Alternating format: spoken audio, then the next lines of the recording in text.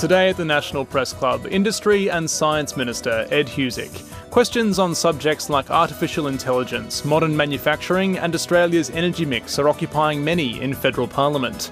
Minister Husic will outline his vision for the future of science. Ed Husic with today's Press Club address.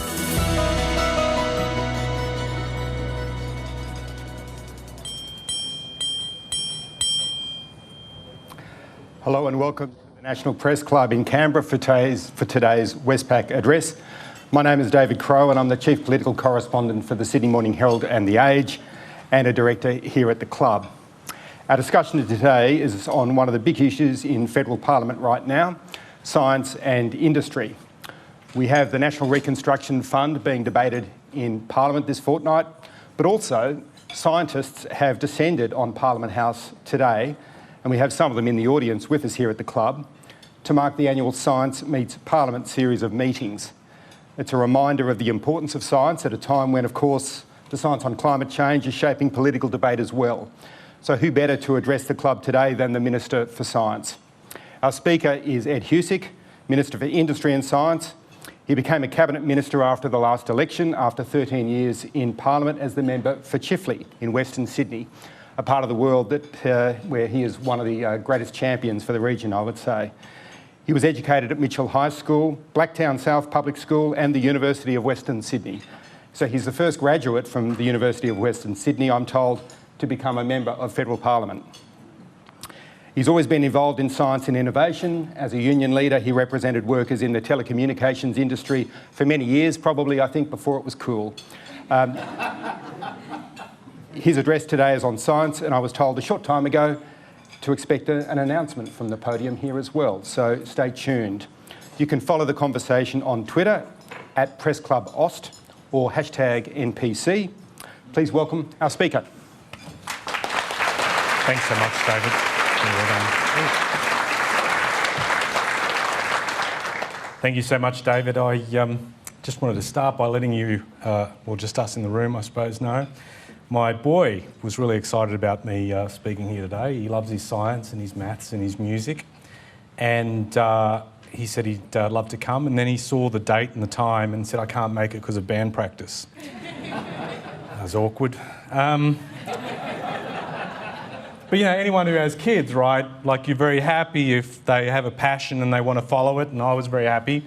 But I just want to say to you, so our egos as parents are very strong, but fragile as politicians, and I just want to extend to you all my gratitude that you chose the press club above band practice today. It meant a great deal to me personally. And if I can also just acknowledge my great colleague and friend, Senator Tim Ayres, who has made it here.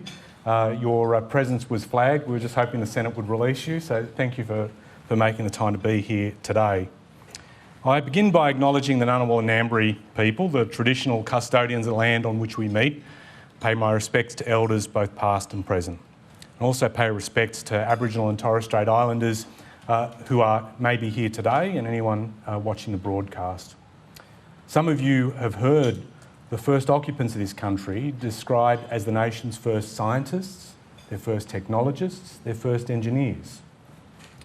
And the evidence is indisputable. Well before axes and cutting tools were being developed on other countries or continents, they were created here in Australia, thousands of years before the construction of the Great Pyramids.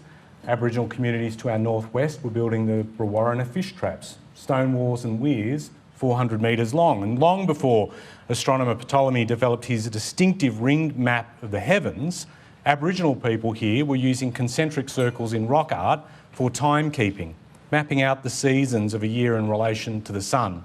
And through observation, experimentation and analysis, the bedrock of scientific method, they developed knowledge systems sustaining life and culture on our diverse continent. But for a long time, we ignored this knowledge. In some places, we destroyed the evidence. And in many cases, we denied the science. Now, as we confront challenges to the planet, its people, our collective prosperity, it's time we started listening. And as Science Meets Parliament launches this week, we, as parliamentarians, are listening. And it's great to be here to celebrate Science Meets Parliament with all of you. Actually, more than that, it's great to be here to celebrate science with you all, because that's what I'm here to do today. and to remind Australians how essential science is to our future. It is a task at one with the reason for Science Meets Parliament this week, in which scientists from around Australia converge on Parliament. I don't know what the collective noun is for a group of scientists, but I'm sure someone can text me, to explain the importance of science to everything we do as policymakers. The challenges that confront us as a nation are extremely complex. They require new ways of working, calling up knowledge from all corners of the country. And when we seek out diverse knowledge, we set ourselves up for success. And since becoming Minister for Industry and Science, I've been vocal about tearing down the barriers preventing people from being able to contribute to the well-being of the nation, confronting biases head-on that hold people back from entering and staying in STEM careers. It's one of the motivations, for example, of initiating the Diversity in STEM review within the first 100 days of me being Minister, and to make sure that we do as a government what we can to help widen the pipeline of STEM talent in this country and putting it to work. I've also been vocal about the importance of science to supporting our national wellbeing and ensuring our economic prosperity, which is why we're reinvigorating Australia's science priorities for the first time since 2015. And it'll also be underpinned by a national science statement that hasn't been updated since 2017.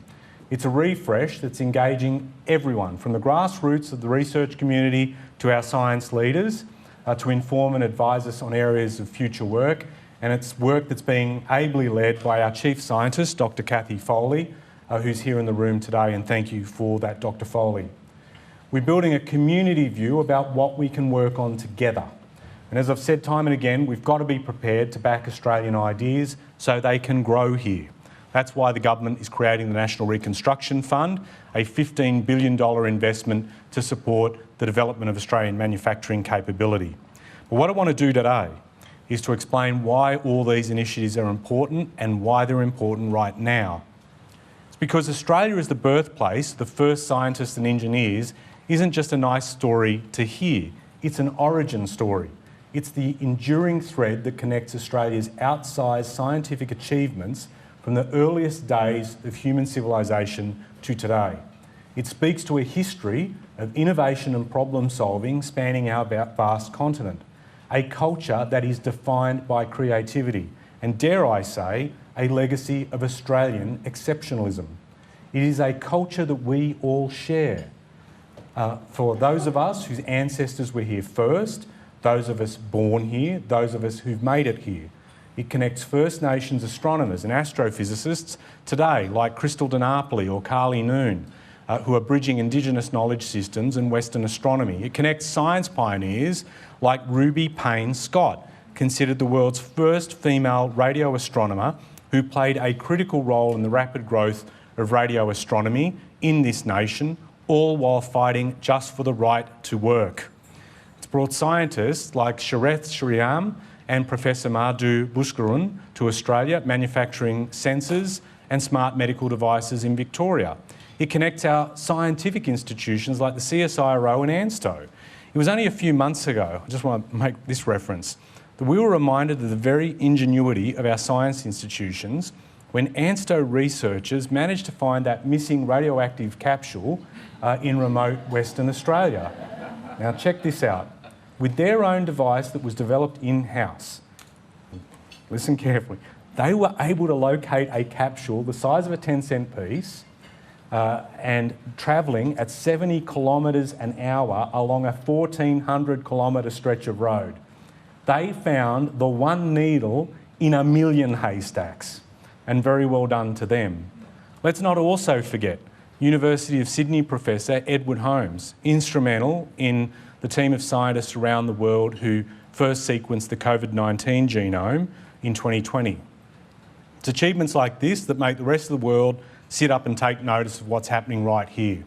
Australia makes up only 0.3% of the global population, yet we produce more than 4% of the world's public scientific research. I think we can go even higher, calling up people with diverse knowledge and skills from across the country to be part of our science story. And I've pledged as Minister for Industry and Science to ensure that science reflects our multicultural community, that it helps us solve our most complex challenges.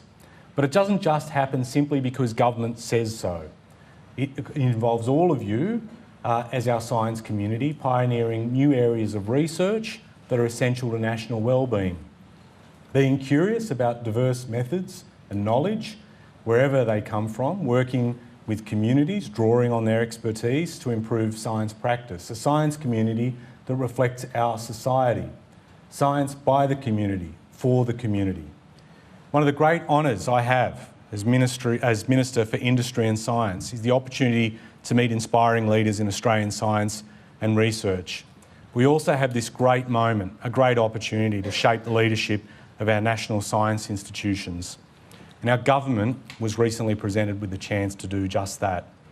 It's with great pleasure that I can officially reveal today an appointment of the Albanese Government to the board of our national science agency, the CSIRO. Now, CSIRO's origins date back to World War I, when a young country and a young Australian government recognised the urgency of investing in science and technology capability at home during a time of escalating conflict around the world. And as we emerge from a global pandemic, as we confront the realities of climate change and the shifting geopolitics that impact on us, science remains essential.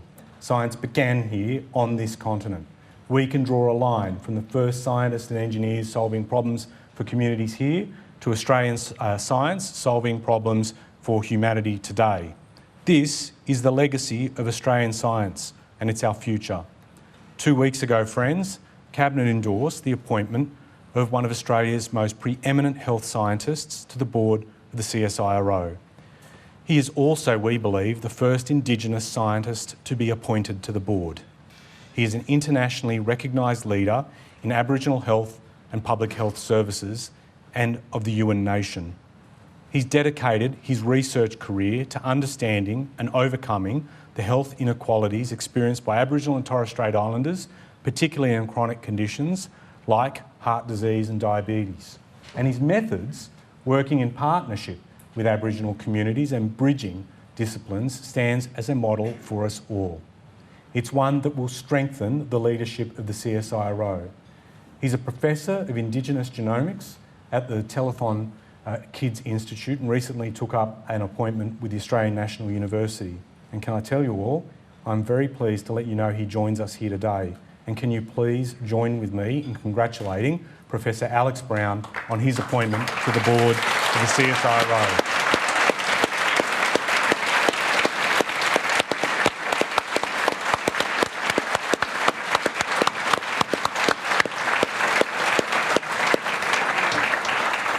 Alex, you're the first appointment and you're not going to be the last.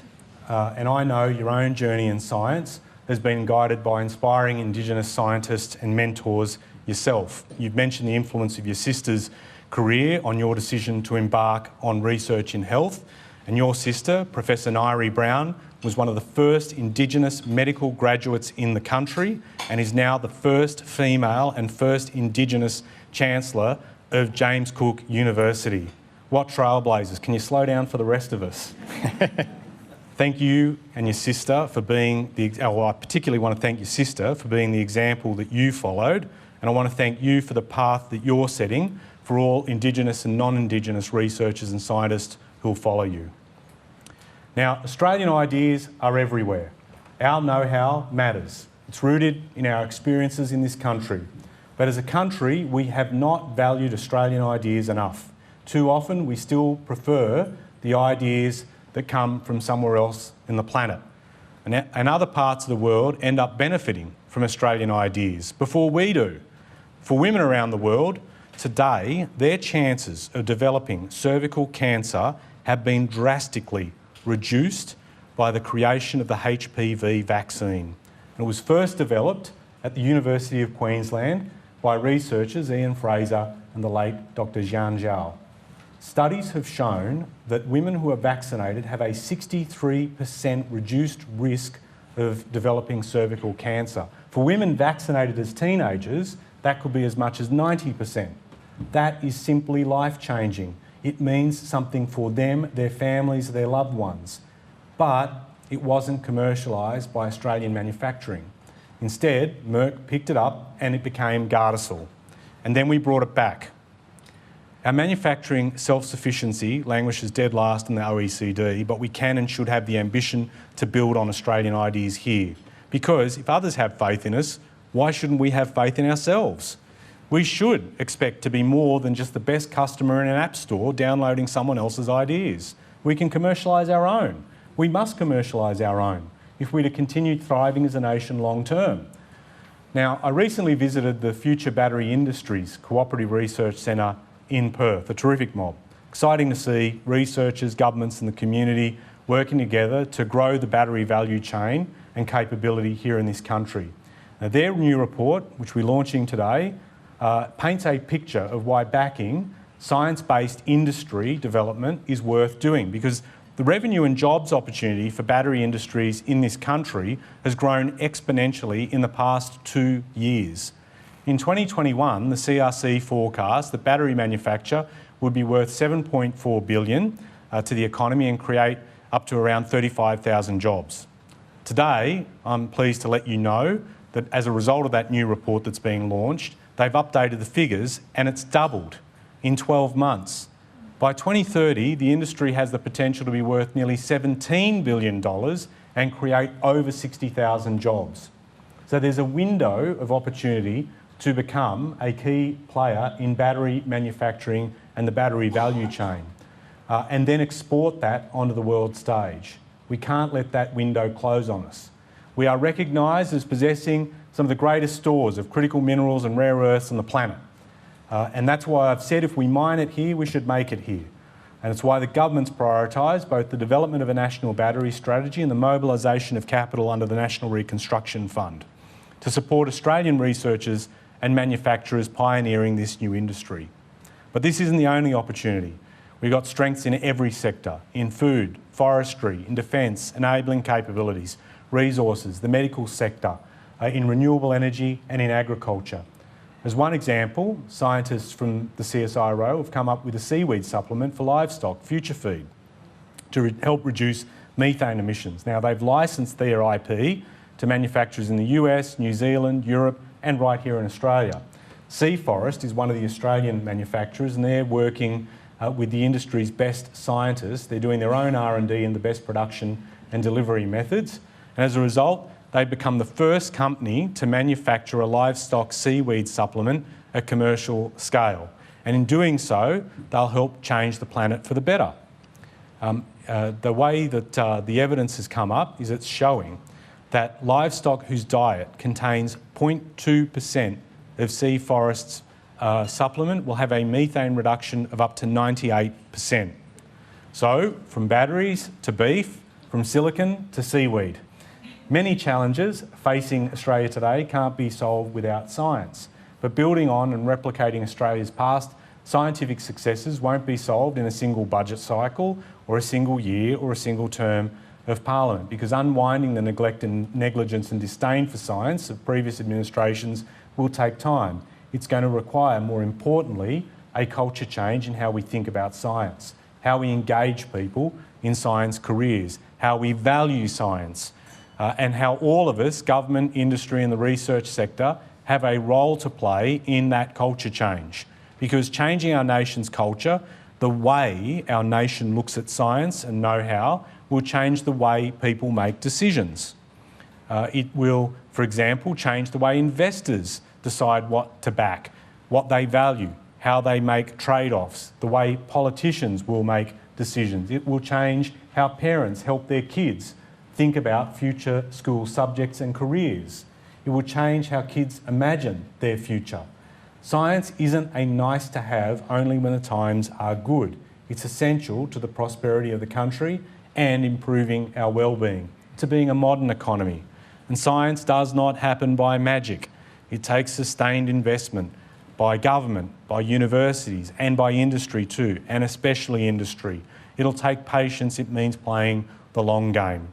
Being willing to invest in skills and basic research, even where short-term commercial outcomes aren't immediately apparent. Often what started out as basic research is behind life-changing innovations we take for granted every day. Today, for example, the use of ultrasound for medical examination and diagnosis. When it was being developed, it happened right here in Australia, but it was hardly an overnight success. It was a multi-decade undertaking, because in the early 1980s, the CSIRO researchers discovered a way to differentiate ultrasound echoes bouncing off soft tissue in the body. And even then, they could convert images or those sounds into TV images. Yet the ultrasound scanner wasn't commercialised for another 15 years. This Australian know-how completely changed medicine around the world, and by 1995, ultrasound was used to monitor 97% of pregnancies. And for any parent who's watched the heartbeat of their unborn child on a monitor can attest, this invention is one of our best. Today, years of patient investment have positioned the country to be a leader in new technologies. I'll give you another example, quantum. Many of the leaders in quantum right now in industry and academia around the world undertook their training right here. And Australian researchers in industries in quantum punch well above their weight. Quantum technology is now forecast to be a $6 billion industry in this country by 2045. That wasn't clear when Australia's quantum leaders started their careers. But it took faith in their know-how and long-term investment to get to where quantum is today. And today we're on the brink of a quantum revolution. Those technologies are poised to change industries across the entire economy. In some sectors, like mining and environmental management, quantum sensors are already doing this. And our partners recognise Australia's edge in quantum. Quantum's identified as a priority technology capability in the AUKUS agreement, for example. So why the government's shortly releasing a national quantum strategy. Because after years of patient investment, now is the time to put the conditions in place to commercialise quantum technologies. Around the world, governments are moving to diversify their economies, rebuild domestic manufacturing, support more research and development. In Australia, the federal government directly invests just under $12 billion in R&D. Australian businesses spend around $18 billion on R&D, and each year businesses receive a shade under $3 billion in tax offsets on their eligible R&D expenditure. Those figures sound big, but that's only 1.8% of GDP on R&D across the economy, and it's below the OECD average. And it simply won't increase by turning to government and asking for more funding, though I imagine that request will come very quickly. It requires change from all of us, universities, science agencies and industry seeking out and celebrating new kinds of partnerships, fostering skills and know-how that make cross-disciplinary collaborations possible, being prepared to work flexibly across silos, investing in R&D as part of being an innovative, resilient business. Australia is a country of vast distance and outsized achievements, of collaborations bridging communities and cultures. This is the legacy we recognise during Science Meets Parliament. And it's the bedrock on which the Albanese Government is building an ambitious, long-term vision for success in this country, underpinned by investment from a government that is serious about backing Australian science and know-how from wherever it emerges, that is committed to listening to Australian science. This year, a record-breaking number of MPs, senators and their advisors are meeting with scientists during Science Meets Parliament. Over 40% of Parliament is involved from every political party. And did I mention it's a sitting week? So that's an achievement in itself. Misha Schubert and the team at Science and Technology Australia, you've outdone yourselves. Well done.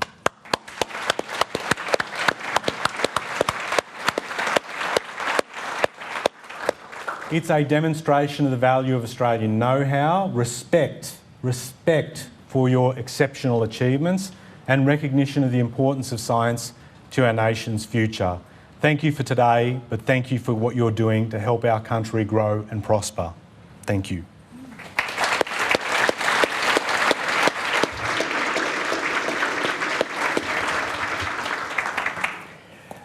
Thank you, Minister, for those remarks. There are so many aspects of science to ask you about. We'll go to the questions from the journalists here on the floor in a moment. But one of the most pressing issues, I think, at the moment is the AUKUS announcement from last week. And of course, when that was announced, that was described to the people of Australia as a major investment in new industry and new jobs, and science is fundamental to it. I wonder about your thoughts on what the implications for Australian science and industry are out of that commitment to nuclear-powered submarines, and particularly, I guess, the level of Australian industry participation in that project when we know it sort of hinges on major partnerships with the US and the UK as well. I guess the starting point, the absolute starting point on all this is that regardless of what colour government is in, national security is always the threshold. It's always the starting point focus of any government, because everything that we want to do in our lives is founded off a bedrock of a sense of security. So clearly we took that very seriously. We also took on board the fact that we needed to replenish defence capability, and that arrangements had been made by a previous administration which we supported, and that we wanted to honour in good faith and deliver on exceptionally well. And I think a lot of people too, David, recognise, for people that are in our defence forces that commit themselves in the national interest to give us that ability to live our lives in the way I referenced a few moments ago, we are hugely grateful, all of us, for what they do in terms of their service. And I also add, in terms of honouring and service, there are a lot of Australian businesses that focus on being able to support defence as well. They obviously do it because they want success on their own terms in terms of their businesses and all the jobs that they support. But I also want us to have faith and also respect their contributions in the nation's defence, and they're doing great work. And their work is recognised world over, and there are other governments that actually use them to support their defence activity too. So the investment that we make through AUKUS will also give us a huge opportunity, as much as we're working closely with our strategic partners in the US and the UK. It also gives a huge opportunity here in terms of investment in advanced manufacturing capability, an investment in job creation and skills. The spillovers, the commercial spillovers of that will be significant as well. And what we want to do is make sure that that investment, as much of it as we can possibly ensure, stays onshore, because it'll obviously sustain longer term growth and jobs opportunity as well. And so getting that right will be important, and we're very focused on that as a government, from the Prime Minister down, on being able to maximise this, not just in terms of meeting our responsibilities, our threshold responsibilities when it comes to defence, but also opening up those opportunities to build greater capability, and to tie in with the National Reconstruction Fund, where defence is signalled as a priority area that we want to back as well. Thank you. And the next question is from Jess Malcolm from The Australian. Thanks, Minister. Yeah, Jess Malcolm from The Australian newspaper. AEMO has warned of a looming shortfall in the nation's energy market within 2 years unless new suppliers come online. I just want to ask you how you see the role of gas, and whether you'll commit to gas playing a vital role in the nation's transition towards renewables. Unaccustomed as I am to speaking on issues involving gas, I most wholeheartedly agree with the elements of your question, because gas will have a role. I mean, currently, industrial users make up half of the gas demand in this country. They use it not just, and I think it's really important, if I can take the opportunity just to reinforce this point, it is not just as an energy source, but as a feedstock, particularly for the chemical sector and plastics and others. While they're waiting for alternatives to emerge, it will play an important role. Clearly, we want to find new ways to generate energy that have less of an environmental impact, reduce emissions, and do so in a way that also gives us a chance to grow jobs. So emissions down, jobs up, really important. But there'll be a number of things that have to happen in the meantime for that to occur.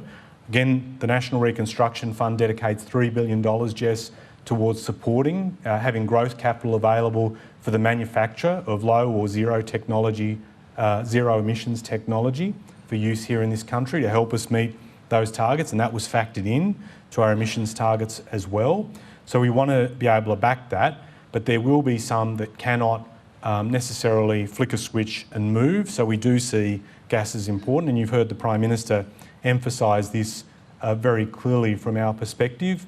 But where we can find new ways to meet the energy needs of industry, we'll definitely do so. In relation to shortfall, just to make sure that I thoroughly answer your question, I might try this out for a change. On the shortfall issue, obviously we take on board the views of the ACCC. They play a very important role in being able to pick some of that future movement. We had a heads of agreement last year where Australian gas suppliers said that they would put forward 157 petajoules and offer that to the market to help meet that predicted shortfall that was made, that prediction being made last year. There are other investments that can be made by industry, notably in Narrabri. As much as it's contentious, it's gone through the science and the economic feasibility, and that will also, in the East Coast, in the context of the East Coast market, provide a lot of gas for use here to meet our needs in the interim. So there is certainly, we think, supply there, but we'll always be mindful of anything that changes. Again, we'll follow the numbers and the stats as it emerges. Thank you. Thank you. Next question is from Julie Hare. Julie Hare from the Australian Financial Review. Thank you, Minister. There was a story in the AFR this morning that said Australia could or should jumpstart its nascent battery sector by piggybacking on the United States Government $550 billion Inflation Reduction Act. The American Ambassador, Caroline Kennedy, has indicated as much. And so I'm just wondering whether you could confirm whether this is under consideration and how it would work, and if not, how the government plans to get the sector up and running when many senior people in the critical minerals sector say Australia is too far behind to compete with South Korea and China. Well, I can tell you a lot of countries are thinking of alternatives to the current arrangements, not the least of which our friends in the US. I met with the Biden administration in late January and talked about ways that we could link together the work of the Inflation Reduction Act and the National Reconstruction Fund, and they're very keen to see that work advance, very keen to see how we lean into various parts of the battery value chain. It's not just about mining and refining. The big challenge is obviously in processing and seeing what we can do there. Once that material is processed, embedding that into manufacture, that's the next step. Thinking of systems and integration, so the software, because it's not just you create the battery, there's a lot of software that makes those things work terribly efficiently, or incredibly efficiently, I should say. And there's also thought to be given around recycle and reuse. So there's a lot of stuff that we can work on, and there's a lot of thinking being done on that. So providing the capital platform through the NRF, plus what I referenced in my remarks to you all around the development of a national battery strategy, so the consultations have kick-started on that. The investments we want to make in the creation of battery precincts and the standing up of a Powering Australia Industry Growth Centre to mentor other businesses means that we are looking at that. And the other point, just in reference to your question around the Inflation Reduction Act, our friends in the US know they can't do it all. They want to work with people on this, and hence the discussions that we had. And as you may be aware, there's this concept that they often refer to as friendshoring, which is working with trusted partners on different elements of the value chain and seeing who can contribute.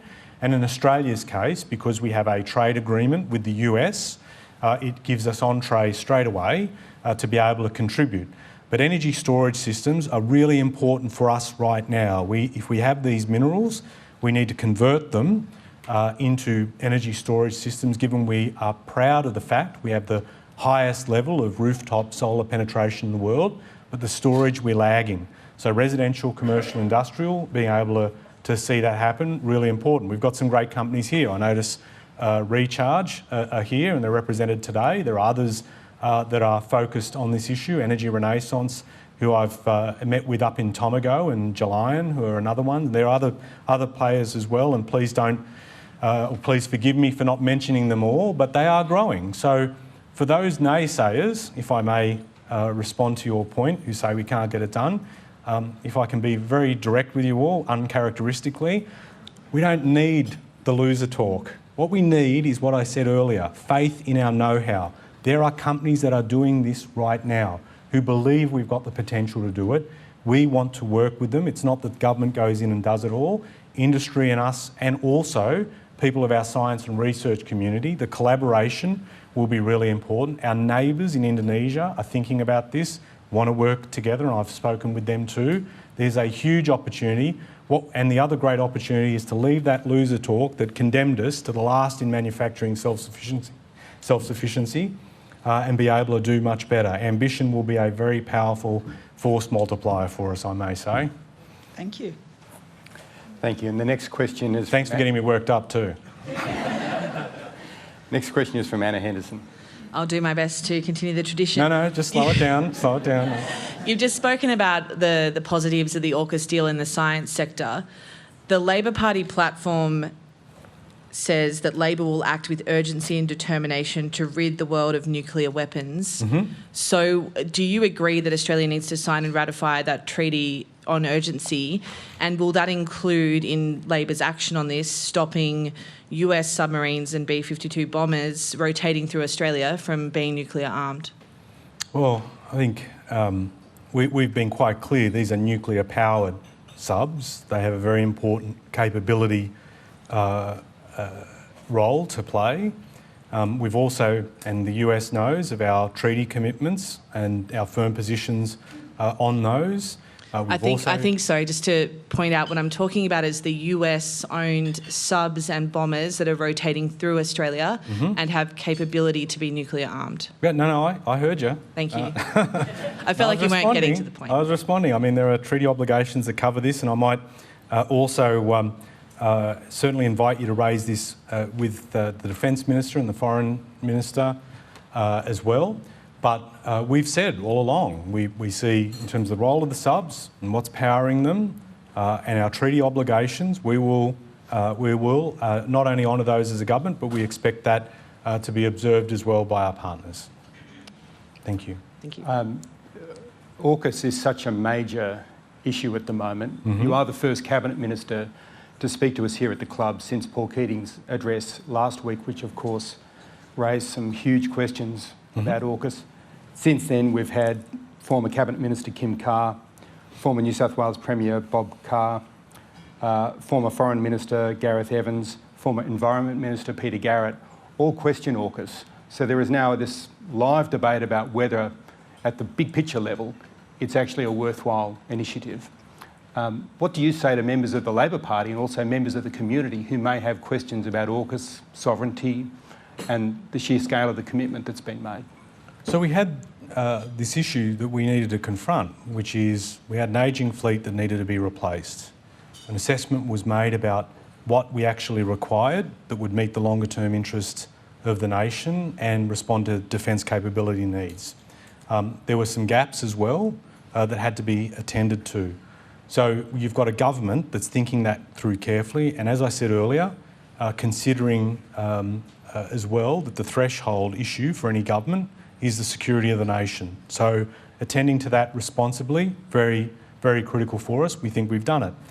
I've seen obviously we've all seen some of the reaction of people. I have enormous regard for what Paul Keating has done. He's dedicated the bulk of his time, particularly as a Prime Minister, thinking about security from within our region, within Asia, and building agreements and understandings with our neighbours, either economic or defence. I mean, it was a pretty big deal, the one that he made, the security arrangements with Indonesia that people didn't think would be able to occur. But I think that agreement had a fundamental role in reshaping the thinking of Indonesia and how we looked at them, and we opened up a much better dialogue with that nation that's right on our doorstep, a hugely populous and economically powerful one, and it transformed it. So I respect what he has done and had to say in times past, and I don't think we're that brittle or soft as a nation that we can't, in a democracy, listen to different views. Now, there are elements of, I understand where certainly Paul is coming from, but as a government we've had to make a call, and which is what we've done. But I would hate to think as a country that for people that have served the nation, that they may take a sharper view on this that's contrary to us, but it doesn't mean that we have to sort of shrink into a ball on the floor as a result of it. So I just think it's much healthier as a democracy to contemplate different viewpoints, but we have had to take those on board. We are in the position where we have to make a decision. We have done what we believe is right for the nation, and we will now go to make sure that we bring that decision to life. Thank you. The next question is from James Riley. Minister, thanks for the speech. I also want to ask you about AUKUS in relation to the national quantum strategy. Our AUKUS partners, the UK government, just dropped £2.5 billion on their national quantum strategy. So I'm wondering if we can expect a similar sized or pro rata, I won't say quantum. We're turning this into a real estate auction, are we? In Australia. But I also wanted to ask you from a dual use context. Obviously there is the commercial side and there's the defence side of something like quantum. You've flagged the NRF and the Critical Technologies Fund as important to national security. So I wanted to ask you, there was a Defence Innovation Review was carried out by the previous government. It was never made public. It cost taxpayers $2 million. A severely redacted version was released last week. My understanding is that your government hasn't seen that. As the industry minister and as someone who has carried over quantum, wouldn't you like to have a peek at that report? And what are you going to do to get it opened up? Is it me having a peek or... So a number of things, there's a lot in there, right? So let me just cover it off, some of those things. So yes, we were very committed in terms of the development of a national quantum strategy. There's a lot of work that's been going on externally. I referenced some of it in the speech that we do need to get done and to coordinate it a lot better and see what can be done to scale up efforts. We've seen the growth of the firms within the sector that are in quantum technologies, not just providing in quantum sensing, but also in terms of communications. Computing will be huge, and obviously we've got to deal with cryptography and encryption. So there's a lot of potential there. What do we do to grow that?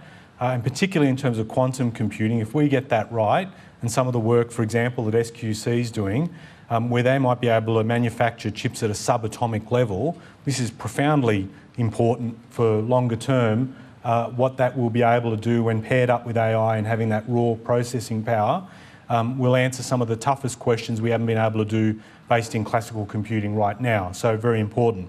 And I am yet again going to thank one of our guests here and the Chief Scientist, Dr. Cathy Foley. Thank you again, Cathy, for other work. Cathy has an abundance of energy and we're applying it very actively on a number of projects, not the least of which is the National Quantum Strategy. Cathy led the consultations around that and has had a long-standing interest in this area, and I'm very grateful, Cathy, for your leadership there, has presented that report and we're contemplating it now. When we release it, I'm going to do something different. I think we're tired of glitzy reports with big price tags that manage to get a bit of coverage or a lot of coverage and then don't seem to deliver.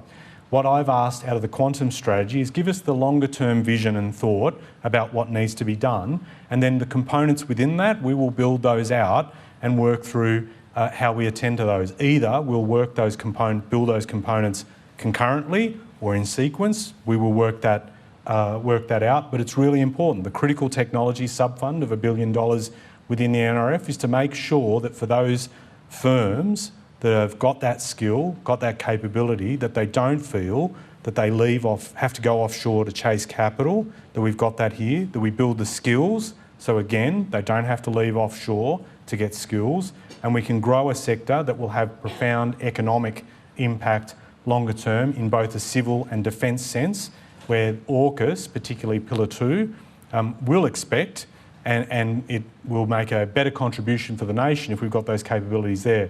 In terms of the defence report, can I just, if I can be completely frank, it's not something that I've got carriage for. I take on board your points, and I know you're very keen for that level of transparency, but I might need to direct you to the relevant ministers to do that. So, so how's 50% answering your question go? Is that all right? We'll have to do. Okay, it'll do for now. I got it. It's better than we sometimes get, I've got to say. Yeah. Thank you. A little bit of validation on the stage is helpful, actually. Next question is from Paul Karp. Paul Karp from The Guardian. Thanks for your speech, Minister. Julian Hill has warned that the military applications of artificial general intelligence could result in mass destruction, and the technology's only got scarier since he said that. The latest version of ChatGPT can explain memes, and it even contracted a human to pass a capture test for it. So could I please ask, what work is going on within government to counter the harmful applications of artificial intelligence, and do you support a call for an inquiry into AI or an international convention to prevent harmful uses of it? Thank you for the question, because I've been watching in terms of artificial intelligence development for quite some time as a parliamentarian. In fact, 5 years ago, or just over 5 years ago, I was urging governments to think about the ethical implications of the use of artificial intelligence, and urging that we, one, think around that, Paul, and that two, we also invest where we get the ethical frameworks right. Artificial intelligence will play an important role in getting things done.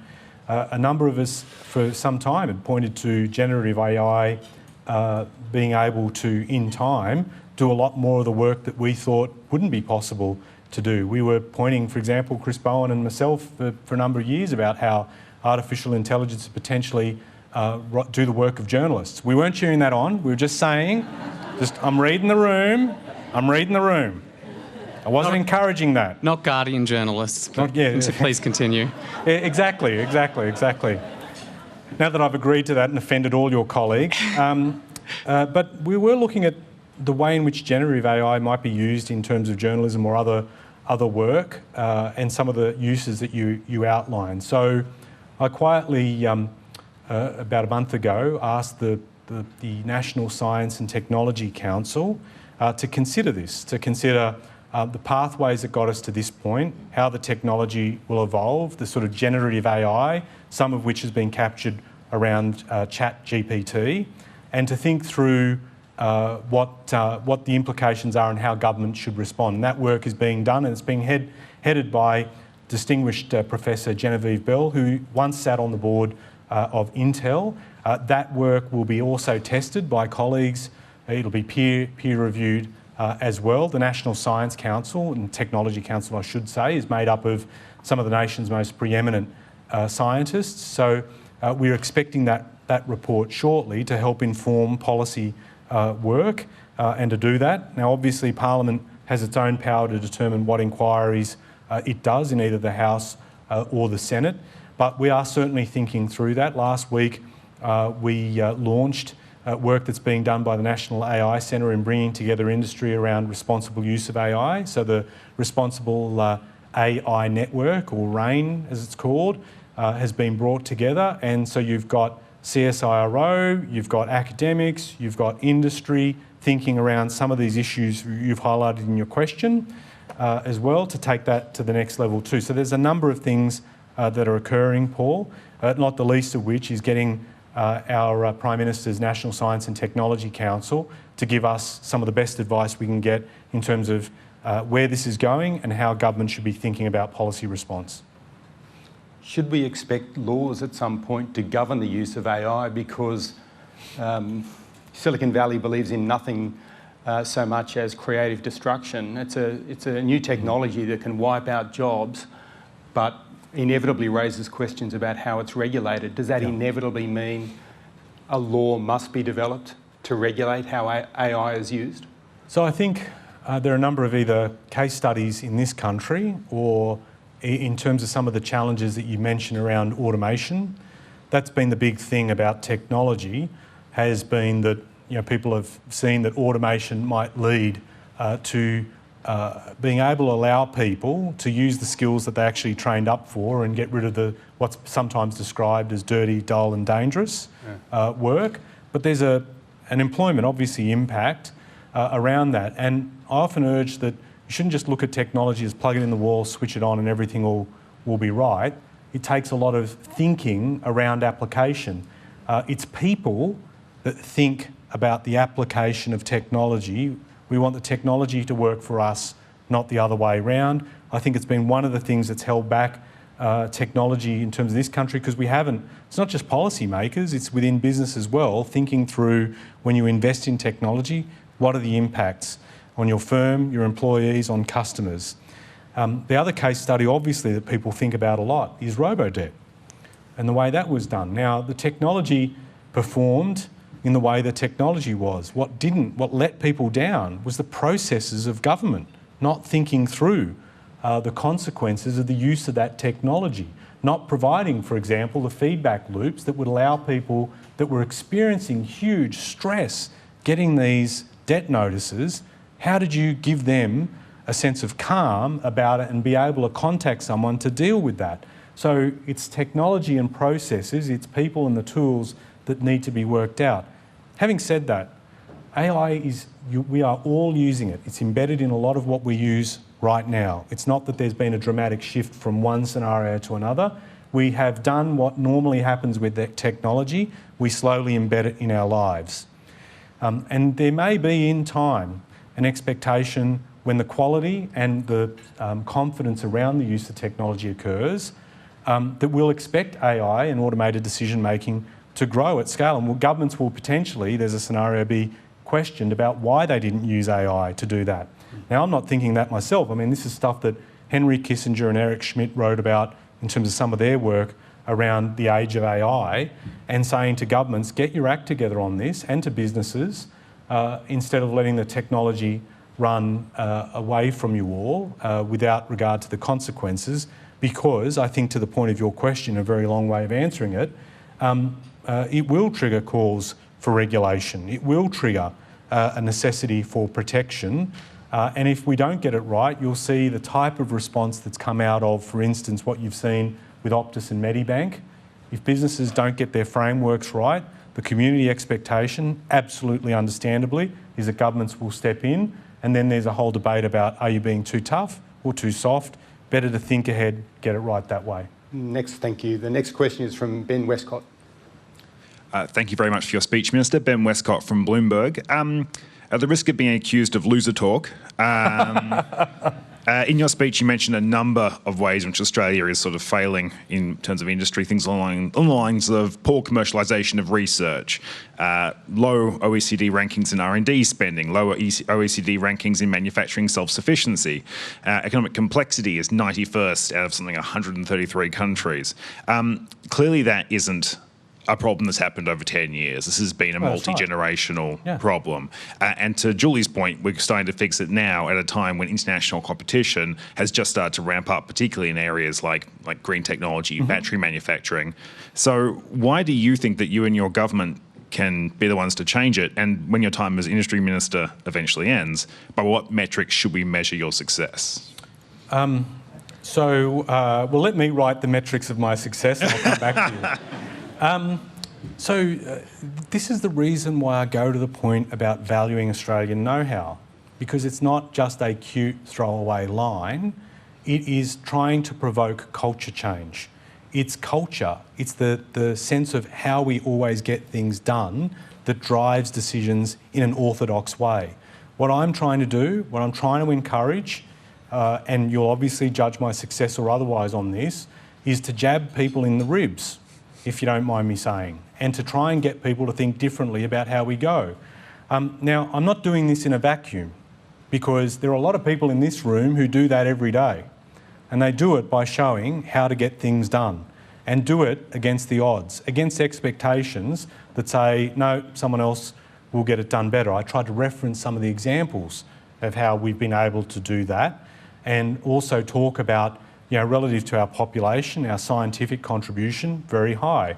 But the decisions that get made by policymakers, governments, by investors, by us all, as customers potentially, they do influence success.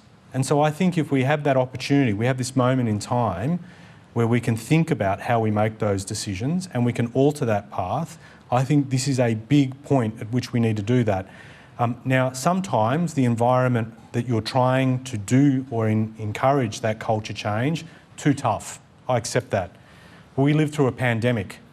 We actually had to do things differently because the way that we did them in the past could not thrive or survive in a lockdown environment where there was a lack of trust, where there was anxiety, and where you couldn't do things, businesses could not operate the way they did.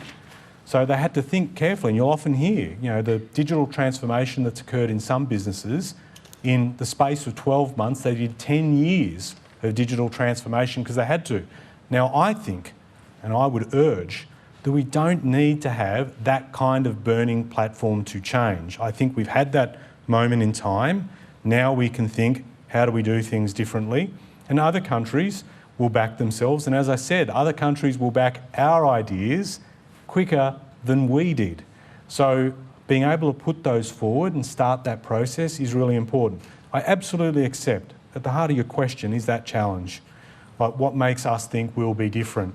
But have governments been talking like this for any period of time in recent memory? No. There was one in Bob Hawke who said in '89 that we just couldn't keep having our people leave our shores, or we just import our technology. At different points, governments have got it. We've got to go through that process again, and there is a very big reason as to why we do it.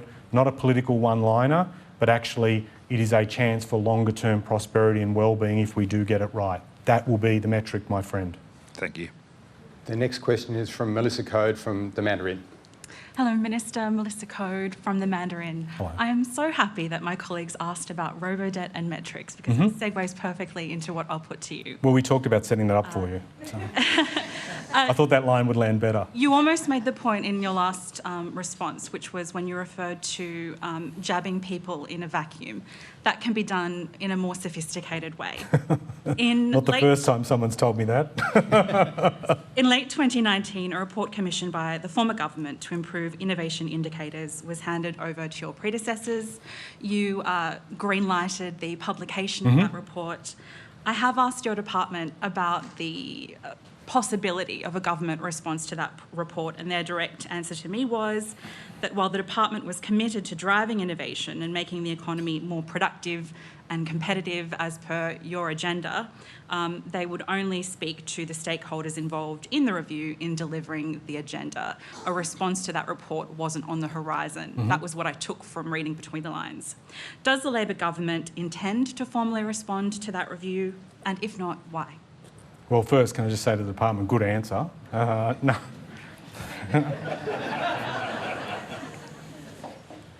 was very happy with it. No, okay. So more seriously in terms of the report, if we do these things, we should think about them, and they offer opportunities to learn. So I'm absolutely on board with that. In terms of the bulk of our agenda right now, we're clearly focused on some big things that we said as a government that we would do. I'm more than happy to have a look at how we respond to that. I have a tendency, if I can just say to you, I take on board those reports and we embed them in the work as we go. I'll often get people say, oh, we need to do a policy on this, or we need to get an industry policy out, or we need to get this and that. I would rather, for the energy that is expended in getting that work done, let's just get stuff done now, practically. I appreciate that reports give us an opportunity, one, to learn, and in terms of strategy work, give us a longer sense or a longer term view about what needs to be done and how we sequence work. So it's a very mechanistic response I'm giving to your question, but it's one designed to, I hope, give you confidence in the way in which we are trying to work, in a deliberative, considered way that we'll go through it. And what I'm more than happy to do is go back and look at that point where we can to be able to respond. But I can assure you, a lot of the thinking that we do and the framing around policy development does take into account other work, as it does in talking with people in industry, in academia, in science and researchers as well, about how we can best serve the nation in the way that we develop policy. Minister, that report, the objective of it was to improve government decision-making. So does your government plan to respond to this proposal to improve government decision-making? I'm absolutely happy to consider that and see how we form that response up and be able to provide that response publicly. Thank you. Next question is from Talia Roy. Talia Roy at the ABC. Minister, will your government commit to a promise made by the previous government for their strategic space update? And if not, is the space sector treading water, I guess, without any government direction at the moment? Well, I think a number of things. I mean, I don't necessarily, just because a former government, if you can appreciate, has decided to do something, doesn't mean that I automatically, or us as a government automatically, takes that on board. In some cases, we'll make those assessments case by case. In terms of space, there will be a huge opportunity. We, for instance, with the National Reconstruction Fund, I've seen in particular our political opponents who haven't wanted to engage constructively around the National Reconstruction Fund make a whole series of claims about what will or won't be supported. I took on board, for example, the Senate inquiry into the National Reconstruction Fund recently that talked about the value of us opening up the fund for investment in space. And I can assure you that the National Reconstruction Fund will be open to support investment in space activity, particularly through the priority area of enabling capabilities, but could easily go into a lot of other areas as well. So we also honoured previous decisions that have been made, and we've announced some of those from former programs of the previous administration. I have taken a view. I'm not going to politicise the decision making around some of the decisions that were made in grants by previous coalition administrations. It's why, for example, we tested and then approved Modern Manufacturing Initiative grants, because my view is business industry needs certainty to develop momentum. So we've done the responsible rather than the political take or partisan take that we confronted when we went out of office and we had an incoming coalition government. So we do think that there are opportunities for the space sector. I don't necessarily think, and it certainly hasn't been something that I've rushed to adhere to or honour a previous government's commitment on the particular review that you referenced in the question, but we definitely do see that either through the grants or through the NRF architecture that we've set in place that there will be room for support for the sector. Thank you. I'm sorry, Talia, we've got to go to our last question because we're running out of time. Last question from Andrew Tillett. Andrew Tillett from the Financial Review. Thanks, Minister.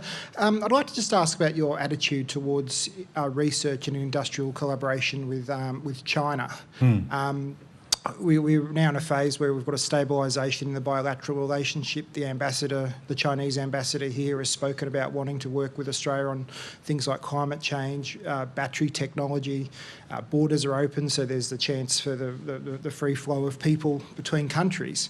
Yet at the same time, we see a sort of a decoupling between the West and China. We have concerns raised by groups like ASPI about Australian researchers working with Chinese military scientists on projects. We have Monash University earlier this year ending an agreement with Comac, a Chinese aerospace company, because of concerns.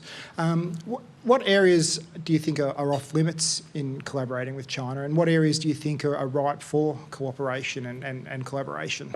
Well, I think particularly in having dealt with the science and research community, and their primary motivation is for obviously the advancement of human knowledge, its application in a way that does good, provides for well-being, improved well-being.